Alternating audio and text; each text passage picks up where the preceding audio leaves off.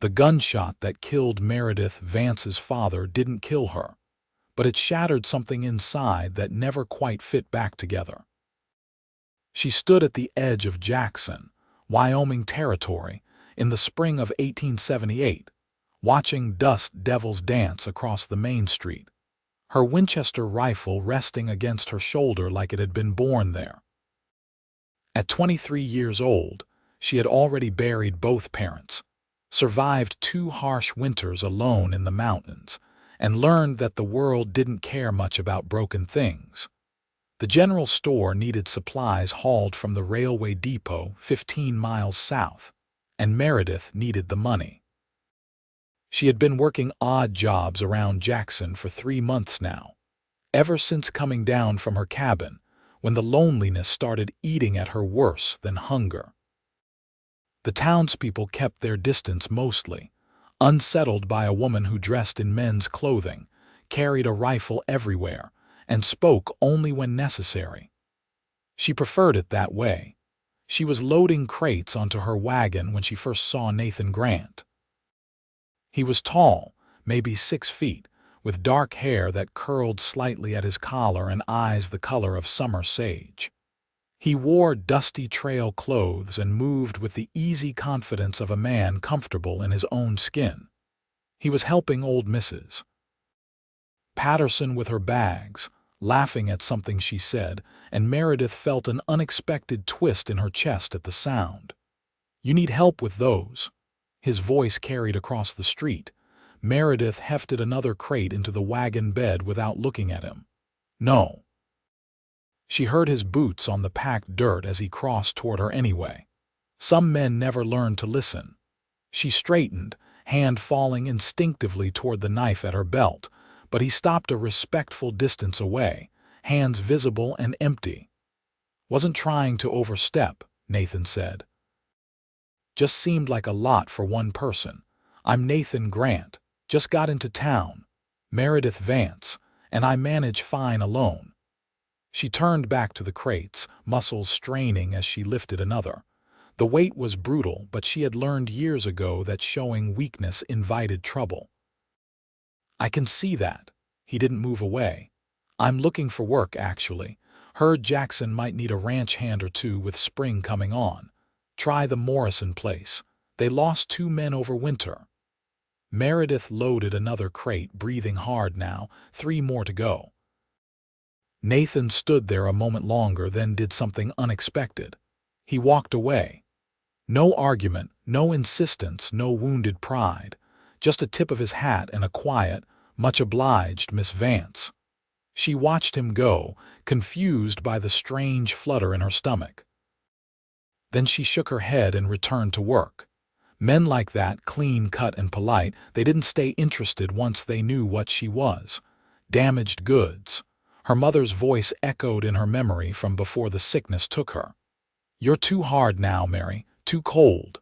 No man will want that." The next time she saw Nathan Grant, he was breaking a horse in the Morrison corral and doing a fine job of it.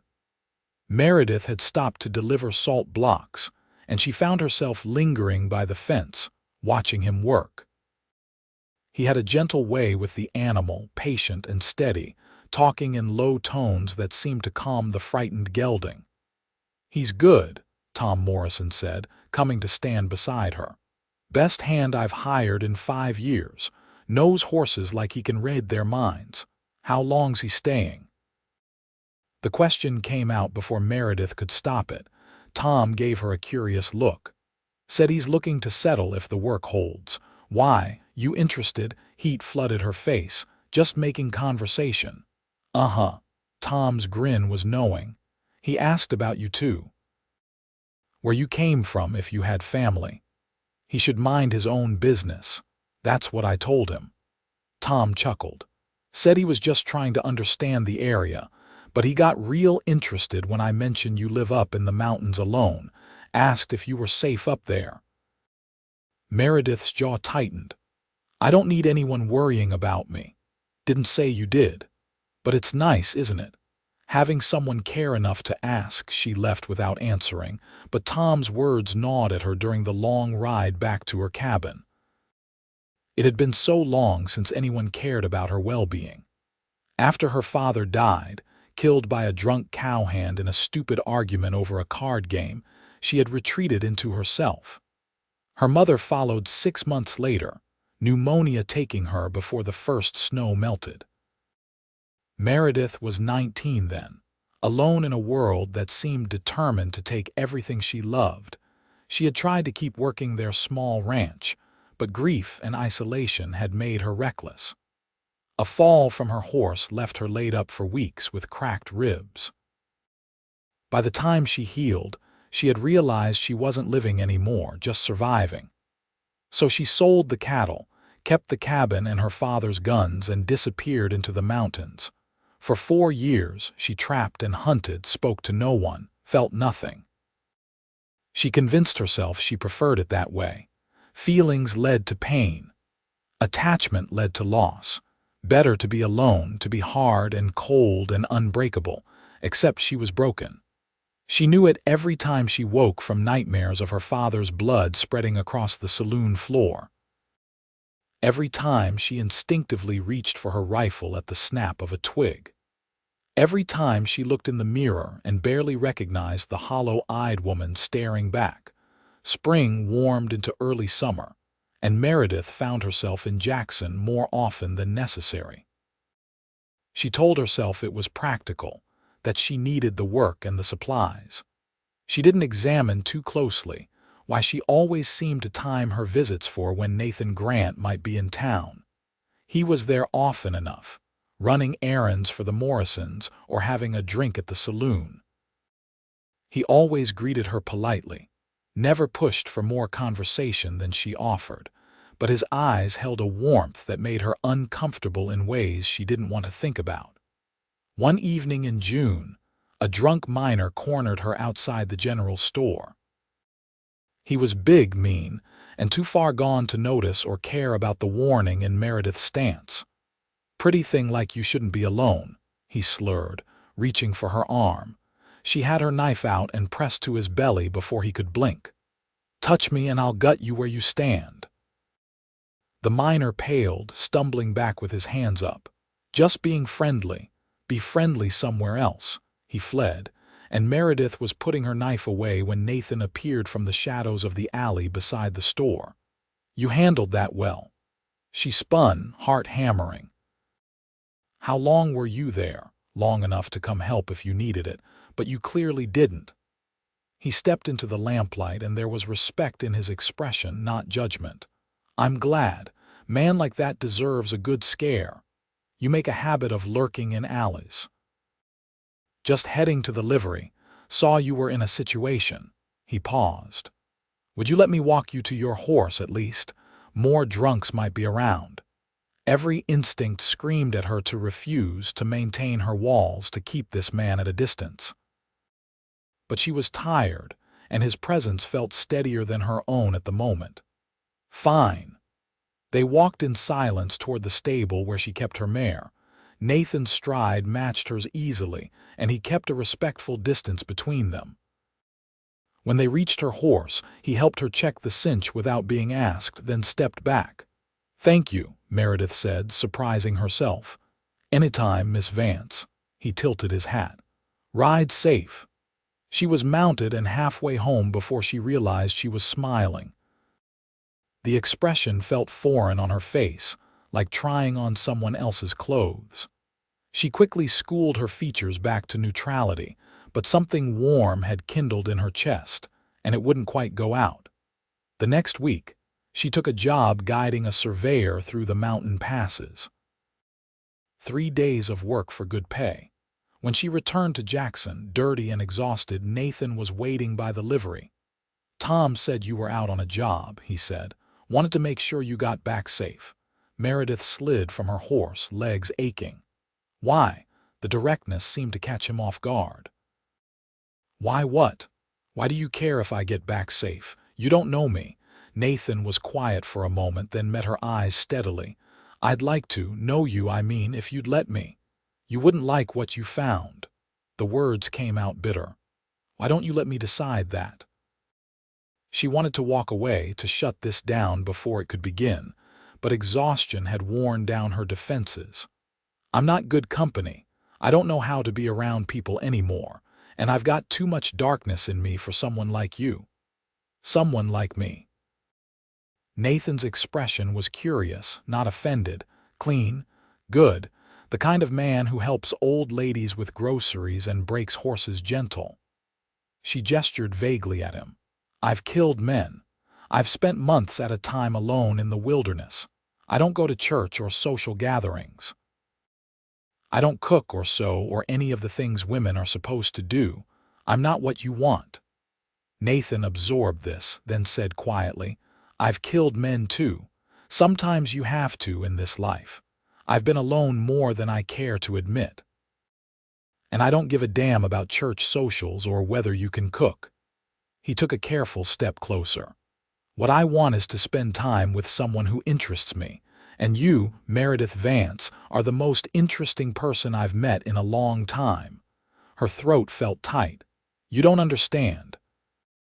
I'm not like other women. I can't be fixed." Nathan's smile was slow and genuine, reaching his eyes and crinkling the corners. "Good thing I'm not looking to fix you, just love you." The word hung between them, too big and too soon, and Meredith felt panic claw up her spine. "You don't even know me. Then let me get to know you. Have dinner with me, just once. If you hate it, I'll never ask again." She should say no. Every rational part of her brain screamed to refuse, to protect herself, to maintain the safe distance she had built around her heart. But standing there, seeing the hope and honesty in his eyes, she found herself nodding. "One dinner. But not in town. People talk." "Your place or mine?" Nathan asked, then seemed to realize how that sounded. "I mean, I could bring supplies up to your cabin if you'd be more comfortable there." She considered. Her cabin was her sanctuary, the one place she felt truly safe. Letting someone in felt like a violation of that safety. But the alternative was somewhere public, where prying eyes could watch and gossip would spread. "My place. This Saturday. Don't bring anything fancy." "I'm not trying to impress anyone. Just food then, and maybe some decent coffee. Tom says yours tastes like creek water." Despite herself, Meredith felt her lips twitch. "Tom needs to mind his own business. That's what I told him." Nathan's grin was infectious. "Saturday then. How do I find your place?" She gave him directions, detailed and precise, then mounted her horse and rode away before she could second-guess herself. What was she doing? This was exactly the kind of thing she had sworn off. But as she rode through the darkening forest toward home, that warm feeling in her chest persisted, stubborn as spring grass pushing through snow. Saturday came too quickly and not quickly enough.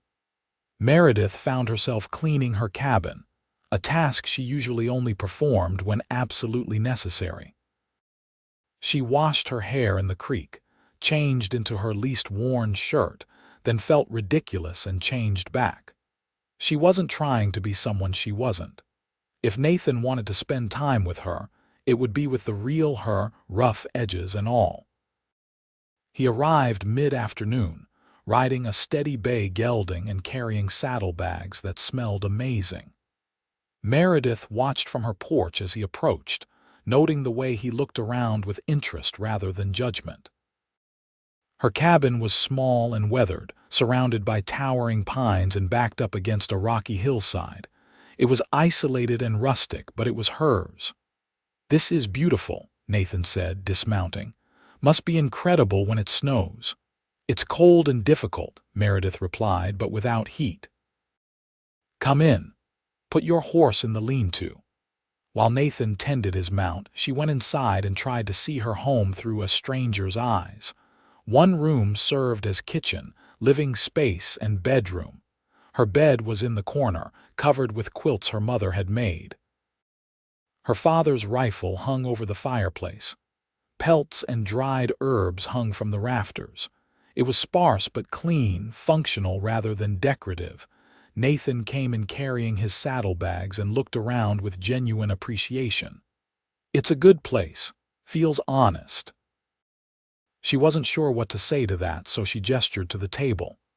"What did you bring?" He unpacked carefully.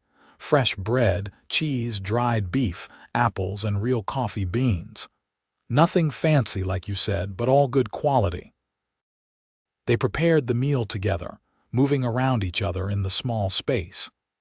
Meredith was intensely aware of his presence, the way he smelled of leather and soap, the warmth of him when he passed close. It should have felt intrusive, having someone in her space, but instead it felt almost natural. Over dinner, Nathan told her about his life. He was 26, originally from Colorado, had been working ranches since he was 14. His parents had died of cholera when he was young, and he had been raised by an uncle who taught him horses and hard work. "I drifted for a while," Nathan said, turning his coffee cup in his hands. "Never stayed anywhere more than a season. Always figured I was looking for something, but I didn't know what. Then I came to Jackson, and something about it felt right. The mountains, the space. It felt like a place a man could build something permanent." "Permanence is an illusion," Meredith said. "Everything gets taken eventually. Maybe, but that doesn't mean it's not worth having while you can." She studied him across the table. "You're an optimist, and you're a pessimist." "We balance each other out," he smiled. "Tell me about you. Tom said your father was killed, but he didn't know details." Meredith tensed. She never talked about this, but Nathan's eyes were kind and the words started coming before she could stop them. "Card game at the saloon. Another man accused him of cheating, which he wasn't. My father was honest to a fault," they argued. "The man was drunk, drew his gun. My father wasn't armed. The man shot him twice in the chest." Her voice was flat, mechanical, the only way she could tell it. "He died before I got there. The sheriff arrested the man, but his family was wealthy, paid off the judge.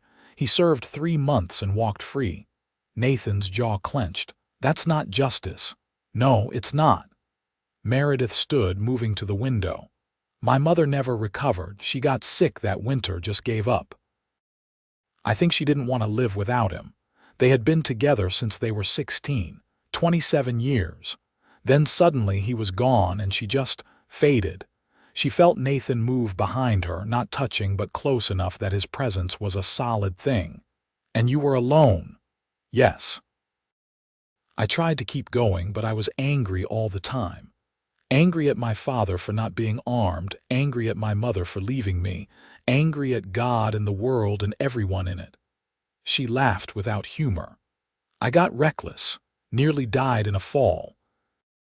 Laid up for weeks by myself, ribs cracked, barely able to move.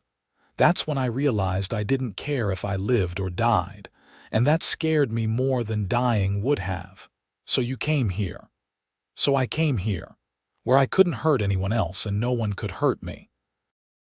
Nathan was quiet for a long moment. Then he said, "I'm glad you survived that fall."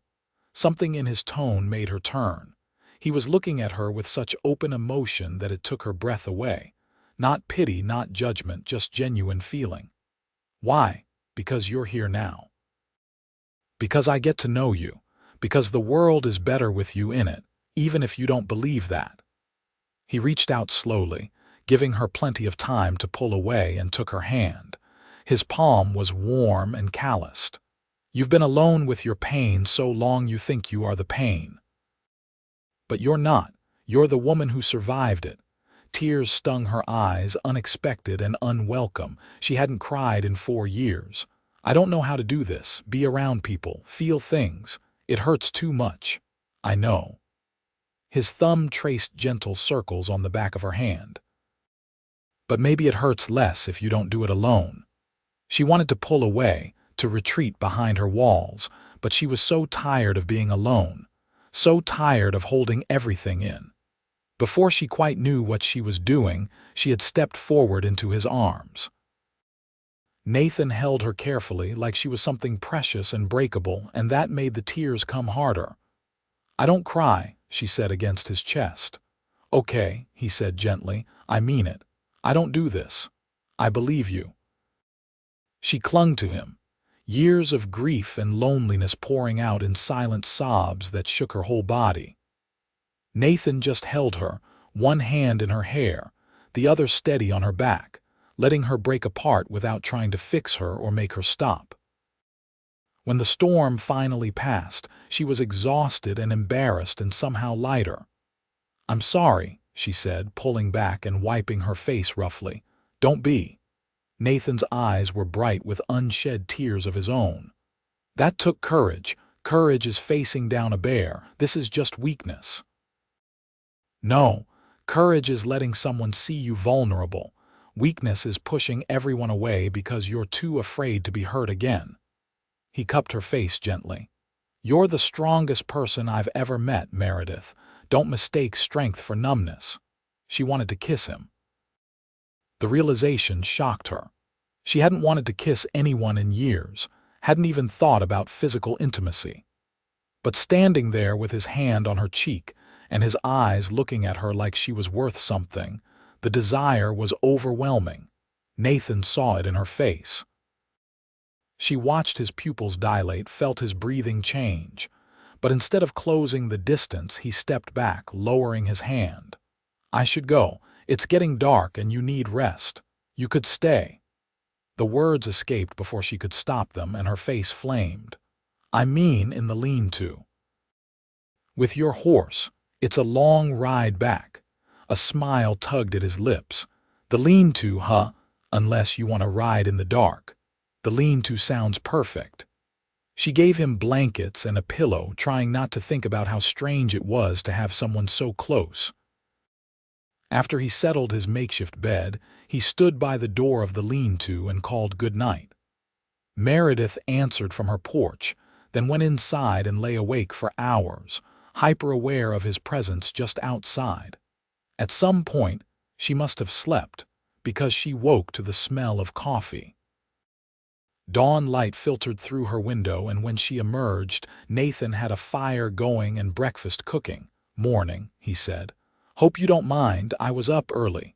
You didn't have to. Wanted to." He handed her coffee and their fingers brushed. "Besides, figured I should prove I can actually cook, since you mentioned you don't."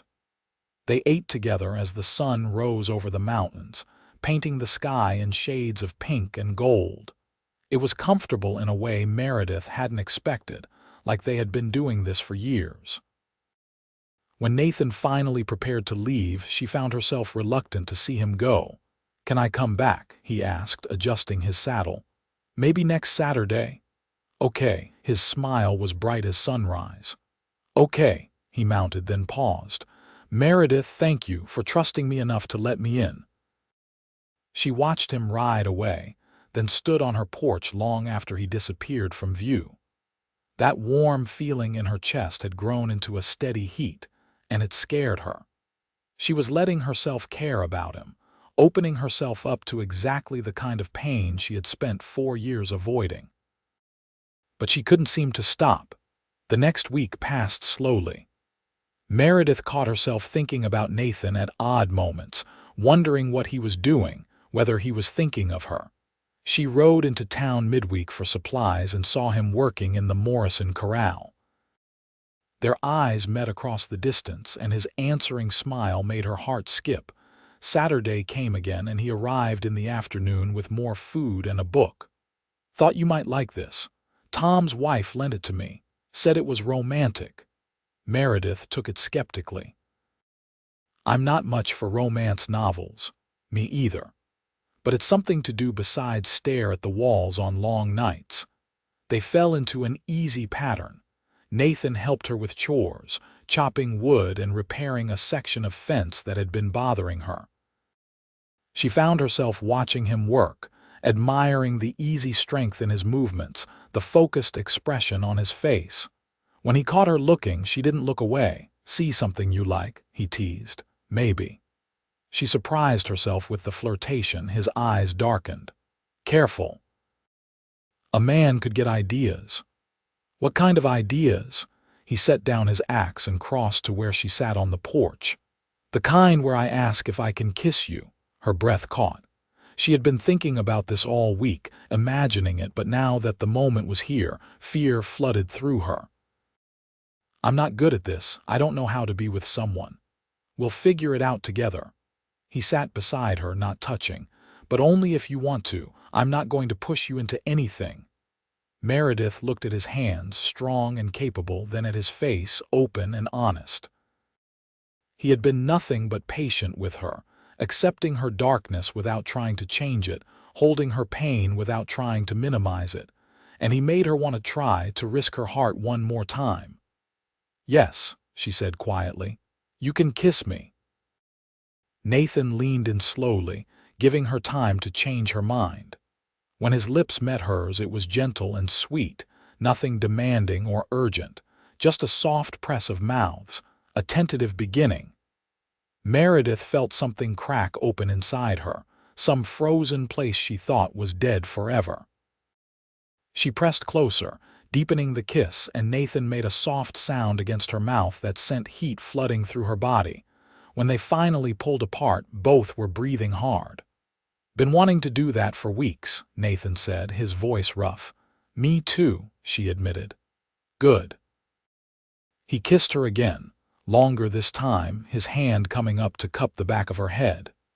Meredith melted into it, 4 years of touch starvation making every point of contact electric. When he finally pulled away, his eyes were dark with desire, but he kept himself controlled.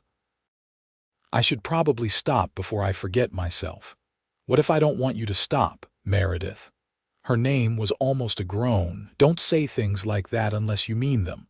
I mean them. She grabbed his shirt, pulling him back. I'm tired of being alone. I'm tired of being numb. You make me feel things, Nathan Grant, and it terrifies me, but I want more of it anyway. He searched her face, making sure.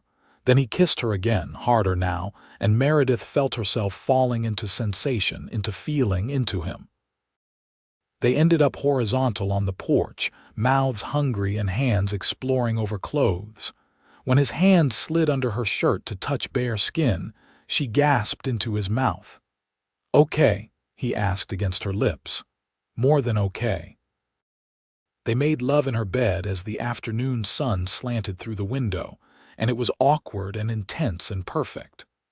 Afterward, Meredith lay in his arms feeling raw and vulnerable and more alive than she had in years. You all right? Nathan asked, kissing her temple. I think so. She traced patterns on his chest. That was my first time, since before, since everything. His arm tightened around her. Mine too.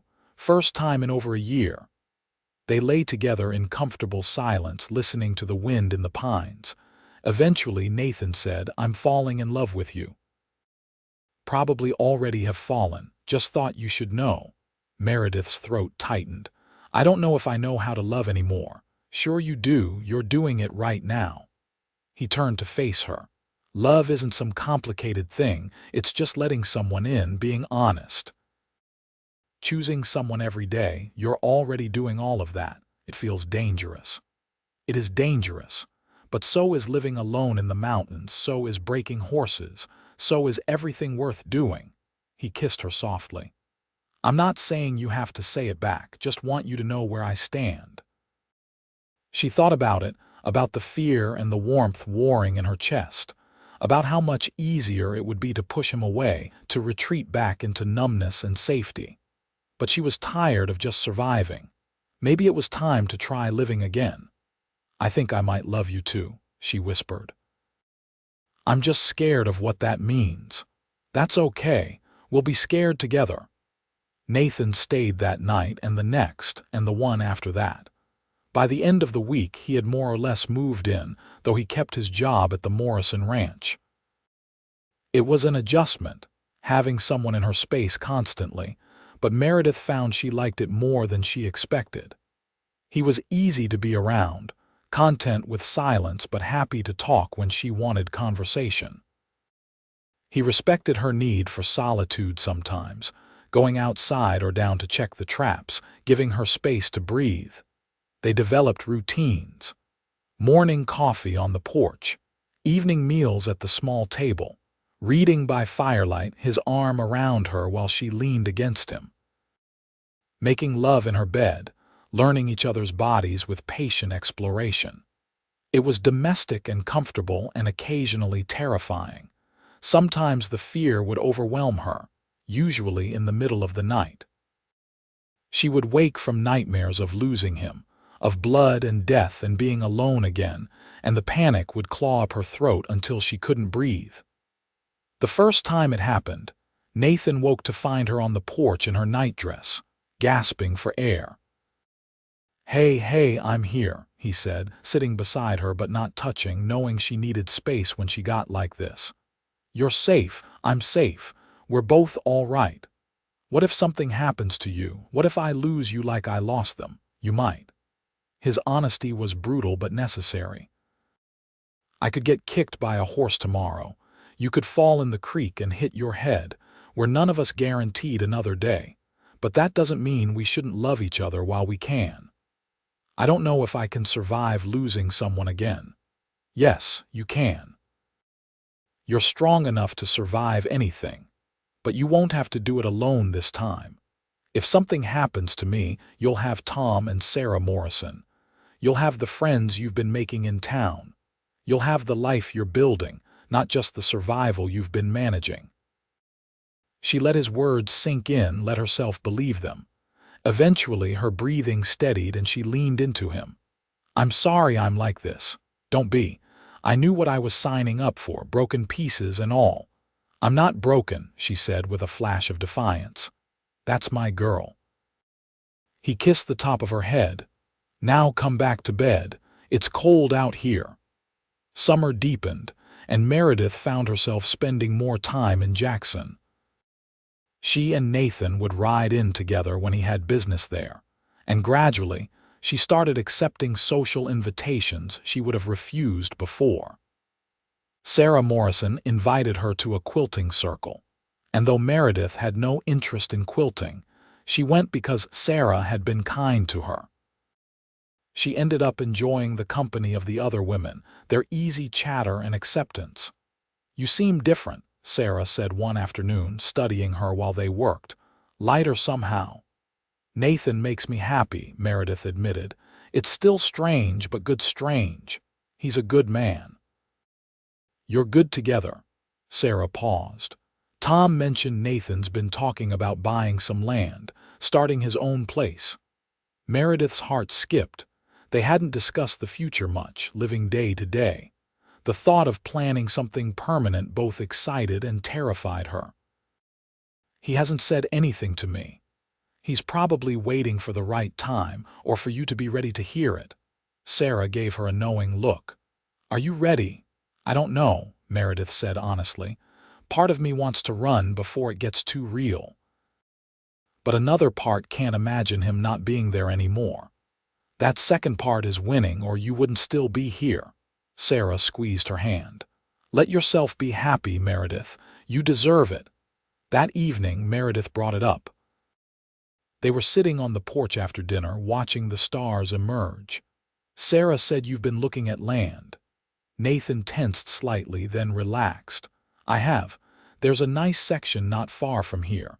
Good water, good grazing. Thought I might make an offer." "For what?" "A ranch, eventually. Start small, build up. I've got some money saved." He paused.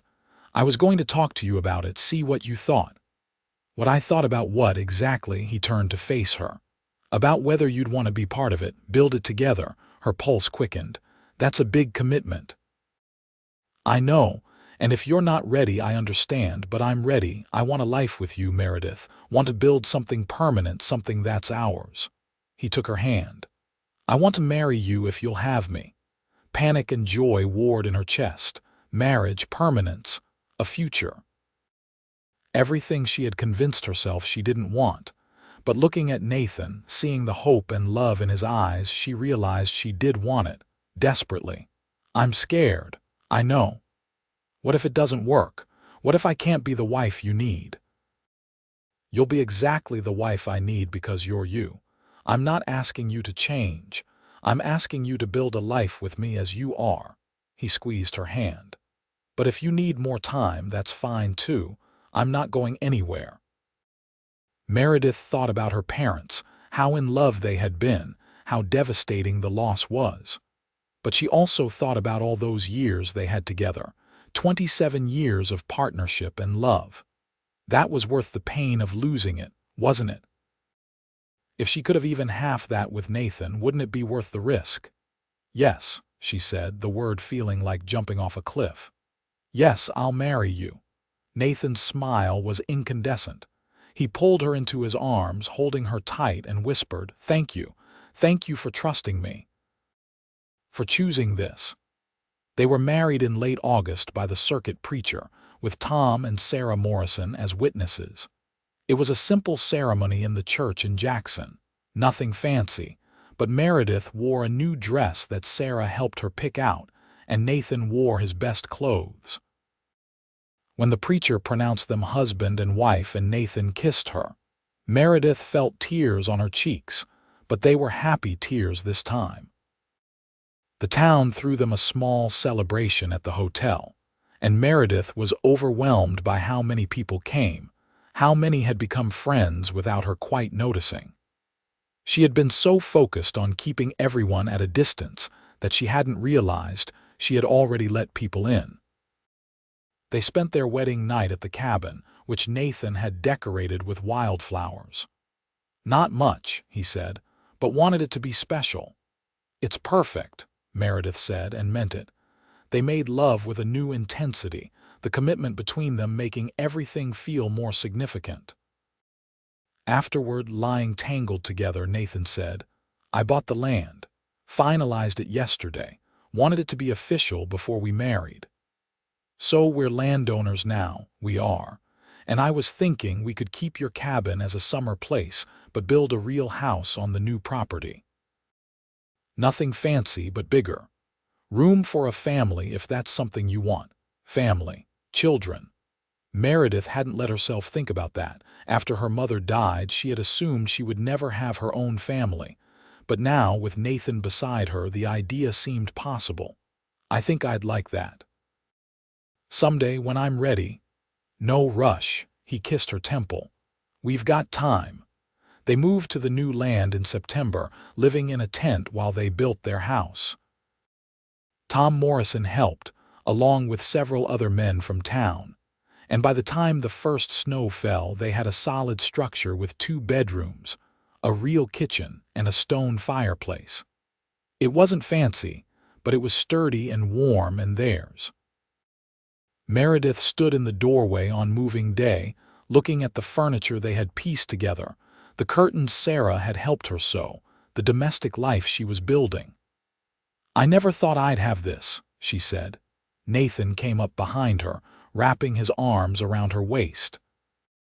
"Neither did I, if I'm being honest. Figured I'd drift my whole life, then I met you.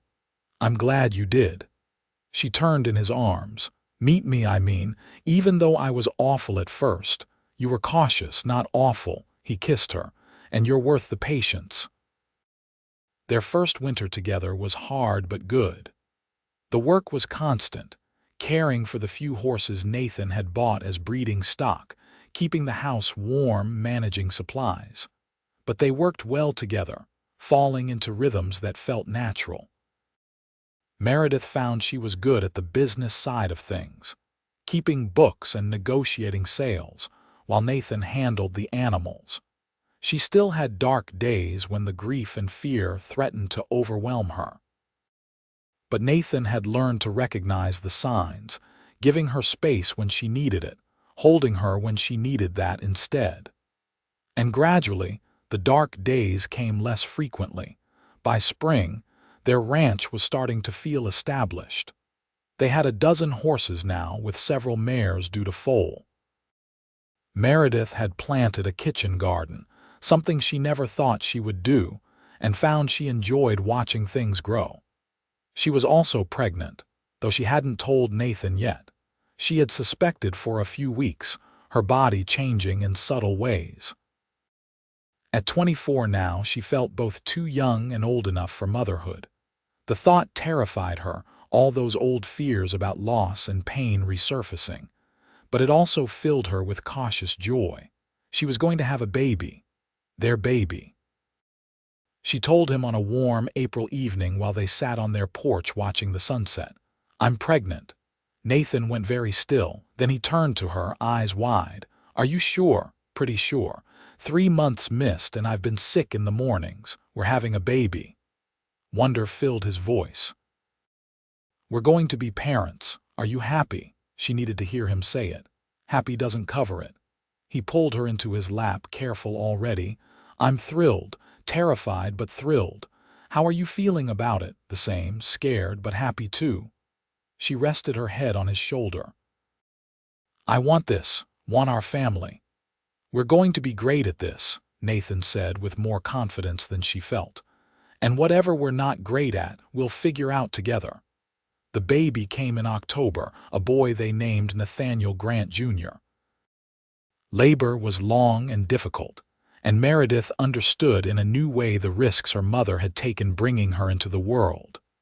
But when Sarah Morrison, who served as midwife, placed the squalling infant in her arms, everything else faded away. "He's perfect," Nathan said, tears streaming down his face. "And you're incredible. So strong." Little Nathaniel had his father's dark hair and his mother's stubborn chin. He was healthy and loud, and Meredith fell in love with him immediately. It was a different kind of love than what she felt for Nathan. Fierce and protective and all-consuming. The first few months were exhausting. The baby rarely slept more than 2 hours at a time, and Meredith was constantly tired. But Nathan was an attentive father, taking his share of the night wakings, learning to change diapers and soothe crying with the same patience he showed breaking horses. "You're good at this," Meredith said one night, watching him walk the floor with their son. "So are you. I know you were worried, but you're a natural." She wasn't sure about that, but she was trying. And with Nathan beside her, it felt manageable. They were building this life together, this family, and for the first time since her parents died, Meredith felt truly at home in the world. By the time Nathaniel was 2, the ranch was thriving. Word had spread about Nathan Grant's way with horses, and people came from as far as Cheyenne to buy from them. They hired a young man named Peter to help with the workload, and Meredith found she enjoyed teaching him the business side of things. She was also pregnant again, due in the summer. This time, the news felt less frightening. She knew what to expect, knew she could handle it. And Nathaniel was excited about becoming a big brother, though at 2 he didn't really understand what that meant. Their daughter arrived in July 1881, an easier birth this time. They named her Margaret, after Meredith's mother, and she was tiny and perfect with a cap of red gold hair. "She looks like you," Nathan said, touching the baby's soft hair. "Poor thing," Meredith joked, but her heart was full. Nathaniel was fascinated by his baby sister, wanting to help with everything. Meredith watched her children with a sense of wonder. She had built this, a family, a home, a life. The broken girl who lived alone in the mountains felt like a distant memory, though she knew that part of her would always exist, woven into who she was now. Life settled into a comfortable rhythm. The ranch continued to grow, requiring a second hired hand and an expansion of the barn. Meredith took on more of the business side while Nathan focused on training. They were partners in every sense of the word, balancing each other's strengths and weaknesses. When Margaret was 3 and Nathaniel was 5, Tom Morrison had a stroke that left him unable to work. Sarah asked if they would consider buying the Morrison ranch, combining it with theirs. It was a big decision, a significant expansion, but Nathan and Meredith talked it through carefully. "We can handle it financially," Meredith said, going over the numbers. "And it would make us the biggest horse operation in the territory. But it's more responsibility, more time away from the kids. They're getting older, and we could hire more help." She looked at him. "What do you want to do?" Nathan considered. "I want to help Tom and Sarah." and I think we can do this, but only if we're in agreement. They bought the Morrison Ranch in the spring of 1884, and their operation doubled overnight. It was hard work, but they had good help in each other. Nathaniel, now 7, was old enough to start learning about horses, and he showed his father's natural ability. Margaret, at 4, was more interested in the business side, following her mother around with a little notebook of her own. Meredith was 30 years old now, and sometimes she barely recognized herself. The angry, grieving girl who pushed everyone away had transformed into a woman who loved deeply, who had built something lasting, who had allowed herself to be happy. She still had dark days, but they were rare, and she had learned to navigate them without letting them consume her. One evening in late summer, she and Nathan sat on their porch, watching their children chase fireflies in the yard. The house they had built was warm behind them, full of life and love. The ranch stretched out around them, prosperous and established. "You ever think about how different things could have been?" Meredith asked. "If you hadn't come to Jackson, or if I hadn't agreed to that first dinner?" "All the time," Nathan said, taking her hand. "Makes me grateful every single day that things worked out the way they did." "I was so afraid," she admitted, "of loving you, of losing you, of all of this." "I know, but you did it anyway. That's the bravest thing I've ever seen." She leaned into him, comfortable and content. "You were right, you know, that first day when I said I couldn't be fixed. You were right that you weren't trying to fix me. You weren't broken, just hurt. There's a difference." "I know that now." She squeezed his hand. "Thank you for seeing me. For loving me anyway." "Loving you was never a chore, Meredith Grant. It was the easiest thing I ever did." They sat together as the stars emerged, their children's laughter floating on the evening air, and Meredith felt a peace she once thought impossible.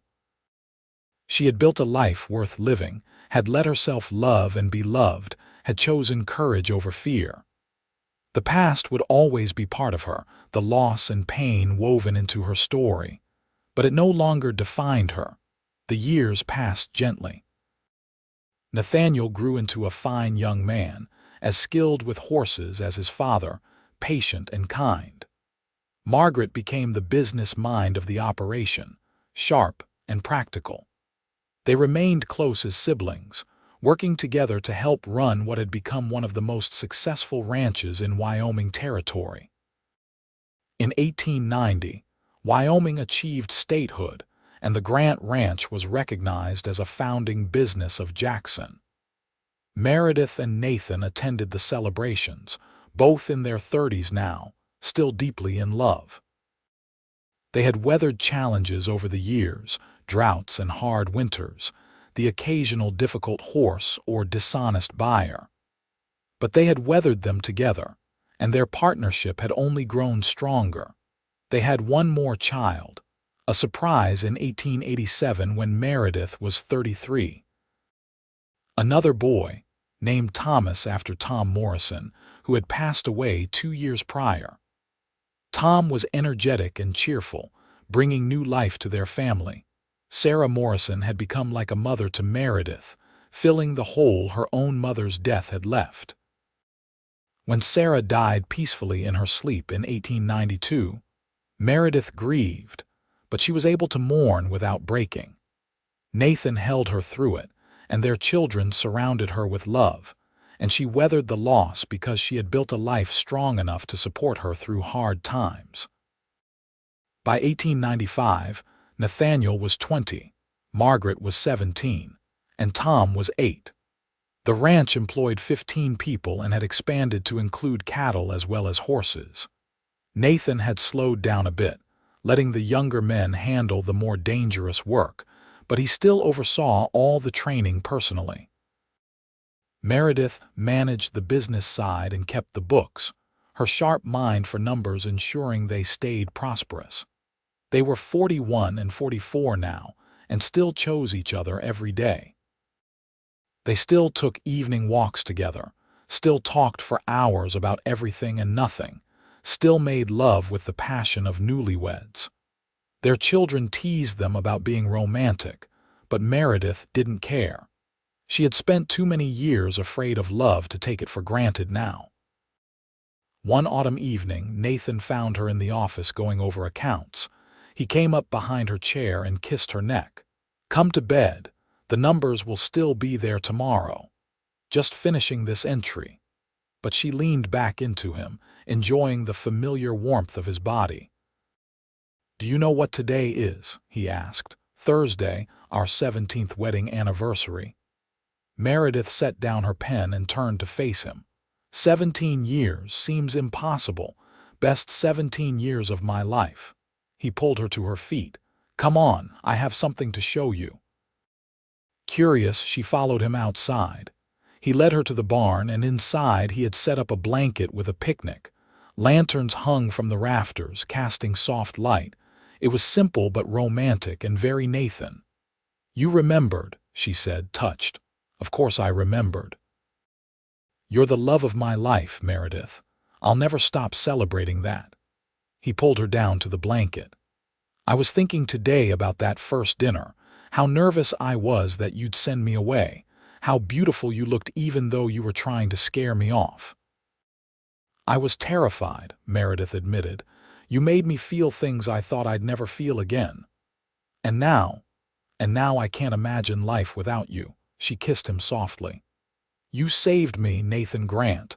No, you saved yourself. I just loved you while you did it." They made love in the barn, surrounded by the smell of hay and horses, just like they had done countless times over the years.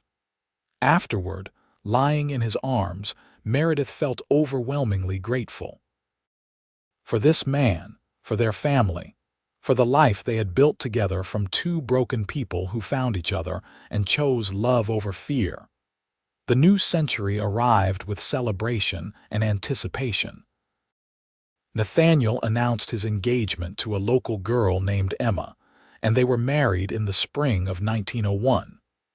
Margaret had suitors, but she was focused on expanding the business, talking about buying land in Montana. Tom, now 13, was still young but already showing interest in the cattle side of the operation. Meredith and Nathan became grandparents in 1902, when Emma gave birth to a healthy baby girl. Holding her granddaughter, Meredith was struck by the continuation of life, the way joy and love could be passed down through generations. She thought about her own parents, how proud they would have been to see all of this. "What are you thinking about?" Nathan asked, watching her rock the baby. "My parents, how they would have loved this, loved you and the kids and all of it. I wish I could have met them." "Me too." She looked up at him. "But I think they'd be happy with how things turned out, that I found you, that I didn't give up. They'd be proud of you, I know I am." More grandchildren followed over the years. Margaret eventually married a businessman from Cheyenne, and they split their time between the city and the ranch. Tom grew into a solid young man, taking on more responsibility as Nathan slowed down. They were a family, sprawling and complicated and full of love. Nathan's hair turned gray, then white. Meredith's face showed lines of laughter and sun. They moved slower now, but they moved together. On warm evenings, they still sat on their porch, watching the sunset over the mountains, holding hands like teenagers. "You have any regrets?" Meredith asked one evening in 1910. They were 66 and 69 now, their children grown, their grandchildren running wild around the property. Nathan considered. "I regret that we didn't have more time, that we're getting old, but I don't regret a single choice that led me to you. Not even the difficult years at the beginning, when I was so angry and afraid all the time, especially not those years. Those years taught me who you really were, showed me your strength." He squeezed her hand. "I fell in love with all of you, Meredith, the broken parts and the healed parts, the dark and the light, all of it." She rested her head on his shoulder, feeling the familiar comfort of his presence. "I love you. I don't say it enough, but I do. More than I ever thought possible. I know. You show me every day." They sat in comfortable silence as the stars emerged, the same stars they had watched together for over 30 years. Meredith thought about the girl she had been, alone in the mountains, convinced she was too broken to love or be loved. She thought about the risk she had taken, allowing Nathan in, choosing to try despite her fear. And she thought about everything that risk had brought her. Love, family, home, purpose, joy. It had been worth it. Every moment of fear, every difficult day, every time she wanted to run and chose to stay instead. All of it had been worth it for this life, for this love, for this man beside her. "Thank you," she said softly. "For what?" "For smiling that day. When I said I couldn't be fixed, for seeing past my walls, for loving me anyway." Nathan lifted their joined hands and kissed her knuckles.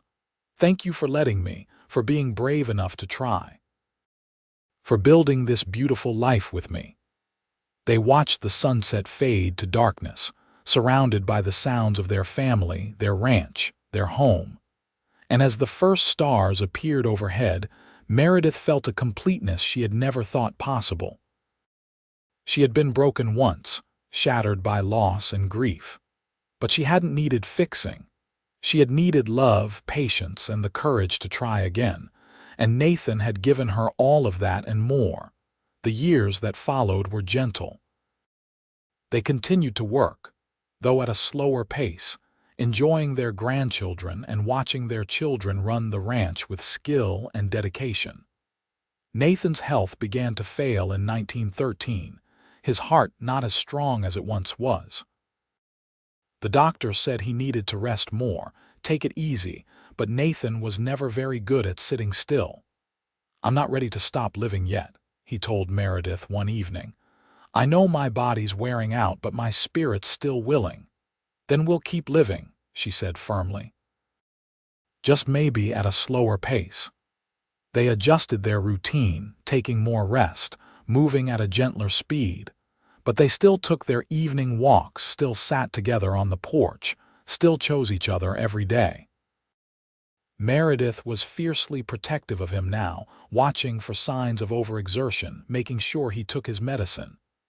"You're hovering," Nathan teased one afternoon. "I'm caring. There's a difference. I'm not going anywhere yet, got too much to stick around for." But they both knew the truth.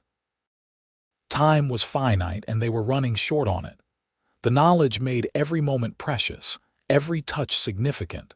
They talked about the past, remembering their years together, the struggles and triumphs, the love that had sustained them through everything. "You remember the day we met?" Nathan asked one quiet winter evening. "How stubborn you were about loading those crates. I remember thinking you were too clean-cut to last 5 minutes in Jackson." Meredith smiled. "Shows what I knew. You were so fierce, so determined not to need anyone. I was half in love with you before you even told me your name. I was half in love with you too, I just didn't know it yet, didn't want to admit it. And now I'm completely in love with you, have been for over 30 years, will be until my last breath." Nathan pulled her closer on the sofa, and they sat together in comfortable silence, watching the fire burn low. These moments were their treasure now, the quiet intimacy of two people who knew each other completely. Nathan passed peacefully in his sleep in the spring of 1915, his hand in Meredith's, surrounded by family. He was 72 years old, and he had lived a full, rich life. Meredith was there when he took his last breath, and though grief crashed over her like a wave, she was grateful he went peacefully, without pain or fear. The funeral was large, dozens of people coming to pay respects to the man who had built the Grant Ranch, who had been kind to everyone he met, who had loved deeply and well. Meredith stood strong through the service, her children on either side of her, and said goodbye to her great love. The grief was profound but different than when she lost her parents. She had loved Nathan for 34 years, had built a life with him, had been partnered with him in every way that mattered. His loss left a hole in her heart that nothing could fill, but she wasn't broken by it. She mourned deeply, but she didn't shatter. In the months that followed, Meredith leaned on her family and friends.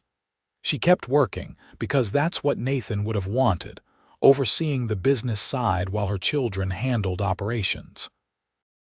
She found comfort in her grandchildren, in the continuation of the legacy she and Nathan had built together.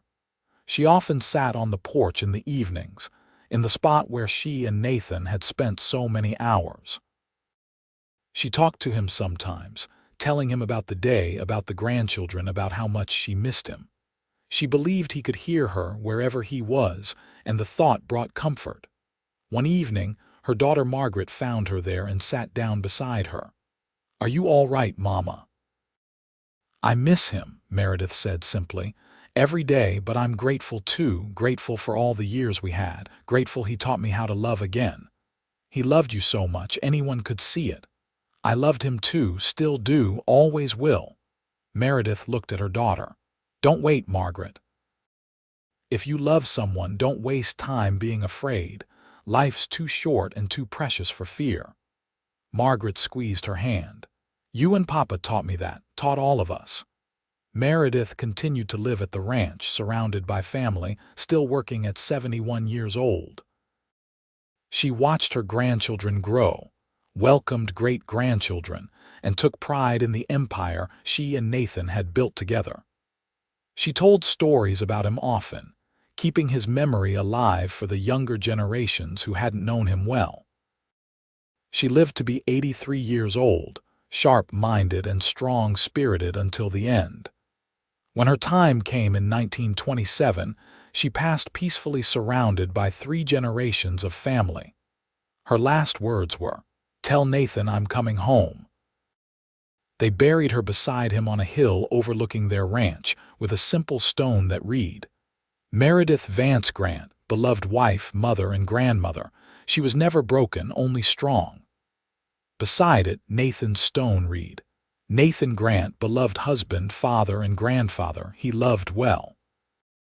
The ranch continued to thrive, passed down through generations, each one adding to the legacy that Meredith and Nathan had started. The story of their love became family legend, told and retold, inspiring others to be brave enough to love despite their fears. Because in the end, that was their gift. The proof that broken people could heal, that love could overcome fear, that choosing each other every day could build something lasting and beautiful. They had started with nothing but pain and hope, and they had built a life, a family, a love story that echoed through time. And somewhere beyond the stars, 2 souls found each other again, choosing love for eternity, just as they had chosen it every day of their mortal lives.